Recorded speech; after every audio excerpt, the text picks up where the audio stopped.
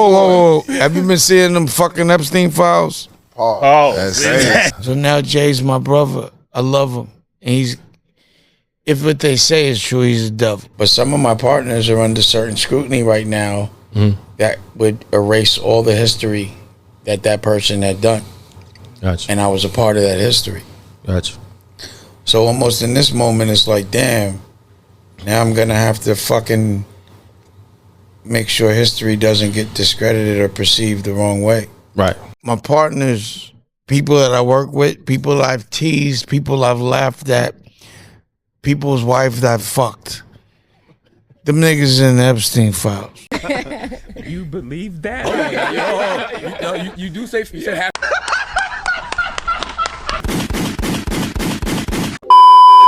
Welcome back and what's good? This is the FuriousRobinson podcast, and I'm your host, Furious. I'm here to document ego, power, leverage, and accountability in media. Hit the like button early, drop a comment for the algorithm, subscribe to the channel. This is a Sick Times media production. You see the planes? Dame Dash, the monologue mogul, is back in the media cycle once again, speaking on his partners, speaking on Jay-Z. He saw his name in the Epstein files and started salivating. Ready to continue to be a chatty patty. And the nasty part to me, this is what insecurity looks like. This is what it looks like when your ego is in overdrive. Because Dame never healed from that Roc-A-Fella split. This is what happens if you don't grow up. This is what happens if you don't evolve. This is what happens if you don't heal. When Jay-Z said, yo, Dame Dash nor his counterparts can use Roc in any of their business moves, it was over with. And Dame has not healed. When Dame Dash was screaming on a Zoom call and they were ignoring him, it was a tell sign that him and Jay would never speak again. When Jay made that decision to break off from Dame and Biggs, right, he also put in the stipulation that they couldn't use the word rock no more. So after 15 to 20 plus years of never talking, no business, nothing, Dame Dash continues to leverage Jay-Z's name in the space. Nasty work. Let me frame this for everyone who doesn't understand. In a clear way, Dame Dash, when he was really up 20, 40, 50 million, Rachel Roy, Roc-A-Fella, he was even creating his own watch brand. We had to look at that Dame and see how he treated people. He burned bridges. He scorched earth. No one liked him. He humiliated people in real time. Here's the lens for this whole conversation, because to me, the amount of bridges that Dame burned when he was up, the amount of people that he treated like trash when he was really him, popping tags, exchanging sneakers day to day, that's the Dame I'm speaking to. Now, I don't really respect this. This is a lot of mogul babble, street ninja OG word salad. Why would I listen to anything Dame has to say? I understand the play here. He's no longer making money.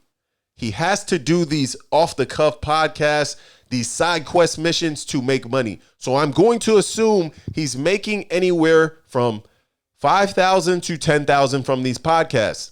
Now, none of this money is going to see paperwork, meaning Uncle Sam ain't seeing this bread. So at the end of the day, I see the play. So you can't play these tycoon, billionaire, mogul games. It's just not going to happen. And that's the contradiction in all of this. Dame and Jay-Z haven't operated together in over 2 decades. This is 2 different paths, 2 different industries. They're on different levels. I don't even like bringing up Jay-Z's name in a lot of these conversations because there's no comparison. Jay-Z evolved into a corporate infrastructure, a billion-dollar exit, institutional partnerships, and global capital. Dame evolved into the chaos you see on the algorithm, the CEO of cosplay. This is what you get. You don't get vertical integration. You don't get how to be an A&R. You get Dame Dash hanging out with Nicki Licky promoting trash music and speaking about Jay-Z. Speaking about the Epstein files. How did we get here? Let's just talk about the allegations, the DOJ documents, the Epstein headlines. Dame speaks in an ambiguous tone, bro. He's never direct. He has no facts, and he's always using some type of insinuation. He's speaking in code. What are we doing here? Say what you mean or don't say it at all, because when you operate in these half statements, you create the attention that you want. Dame speaking in code, all of this ambiguity, it's a content strategy. He's stirring chaos in the algorithm to stay in the discourse, to continue to leverage the power of Jay-Z. But the nasty part about that is you can continue to try to create this adjacency to proximity and power, but it's not going to give you access into any of those rooms. You'll never be in those boardrooms again, and it's because of moves like this. The chatty patty monologue mogul strikes again.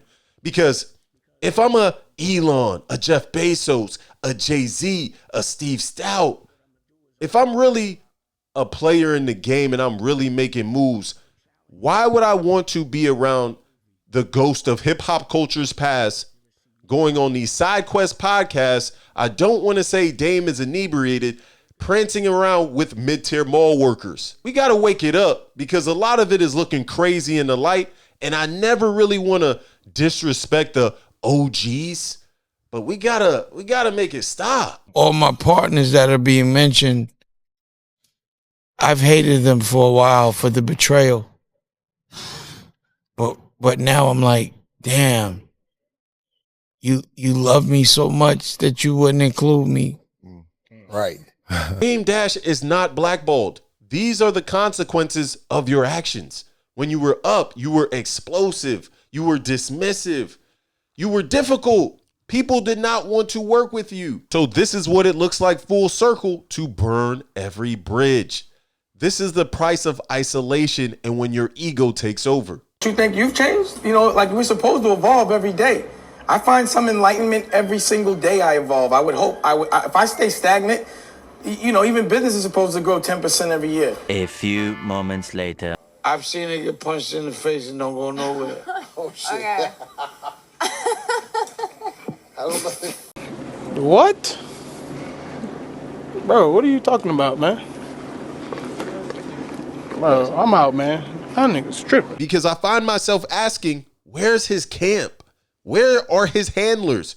Where's his strategic partners? Where is Boogie? This is hustling backwards. When you have to keep reminding people who you were instead of showing them who you are, your main currency is old proximity. Your interviews sound like unresolved therapy sessions. That's not mogul energy. This old nostalgia can't pay no bills, Dame. You gotta stop it. You living in 2005. You think you got Jay-Z right next to you. You are on an island with Nicky Licky. You know, you care too much about money and material things, man. What are you talking about? You do. You're contradicting Your yourself. whole existence is money and material things. That's why now that you don't Your have whole it, existence you're is trying gay. to prove to everybody that you do. Your whole existence is gay. You keep shooting at Cam, calling him Fredo. He's up. You looking at 50, he's up. Jay-Z is up. So as Dame Dash sits around and tries to protect the history of Roc-A-Fella because he saw Jay-Z's names in the DOJ Epstein files, you can't play this sick and twisted game with me. Chris Brown is still on that ass. Josh Weber is still on that ass. Barry Clawberg allegedly took you for all your bread. So what is happening behind closed doors, behind the scenes with these institutional legal situations? Chapter 13 bankruptcy. These movies that Josh Weber sued you for and won defamation lawsuits. We have to speak to what's real. And that's why sometimes I can lose respect for Dame. He's never vulnerable. He never gives you what you actually want to hear. I don't care about your fake businesses. I don't care about what you think about Jay-Z. Why are you in these massive legal issues and then speak to how not to do them? I gotta realize something. When someone says $1 million of money, hell no, it ain't no money. Nigga, I owe $8 million in taxes right now to one state. $1 million ain't gonna help me. I can't even have no money until I make at least $16 million. I gotta pay the taxes. If I got $5 million, they taking it. We saw Poppington LLC sell for $100.50. That wasn't on accident. You're over leveraged in debt by millions of dollars. So at the end of the day, if you're not going to get somewhat real, if you're not going to get vulnerable, if you're not going to actually wake up some of the woes of the industry, some of the financial hurdles you're going through, because you can speak to having your family office all day. You can speak to hiding your assets in Switzerland or the Cayman Islands or the Bahamas or whatever. But you can see a lot of this as trauma and unresolved healing in real time. And I'm not even no go to therapy ass dude, but this looks wild to me. And to be fair, Dame Dash was early on ownership. He challenged the corporate structure. He believed in independence before it was cool. I give him that. And yes, the industry is cold, but independence without structure becomes isolation, and isolation does not scale. I don't play. This is not boss talk. I only want to have a boss competition with you, but anything else now, I think I'm gonna just. I want to only speak in boss. I only talk in boss. If we gonna battle, let's battle in boss. If we gonna snap, let's snap in boss. And this isn't about dunking on Dame. It's about a lesson. You can be a visionary. You can be bold. You can be loud. But if you burn every bridge, you better build a new city. Because at some point, it's no longer rebellion. You're just looking from the outside. You outside the club and you can't get in. So as I gracefully land the plane, as Dame would say, this is not Harlem. This is not how you restructure and rebuild. This is not how you rally the troops and get after it. This is not how you move when you actually need to build with integrity. This not it. So I like that Jay-Z continues to weaponize silence. He hasn't spoken on Dame Dash in 15 to 20 plus years. Look at the difference.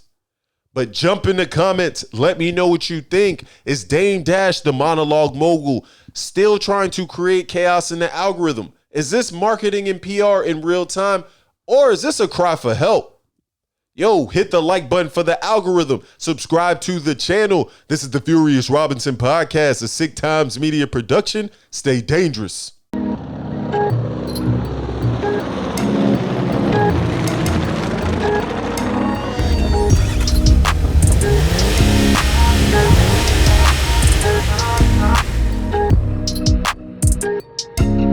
Yeah.